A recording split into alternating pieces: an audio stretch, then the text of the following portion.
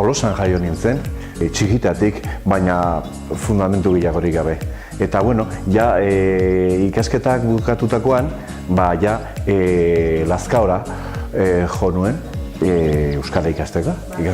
Egia esan, titulua lortu nahi nuen, baina prozesu horretan, ja, Jesus ez dakit nola, baina animatu naiz, ez dakit, poza sartu naiz, ez dakit, gozatzen nahi naiz benetan. Ama ez ezik, iaia guztiak, lagun guztiak Euskaldun zarraibia. Nik uste nirezat errazagoa izango dela belarri prest izatea.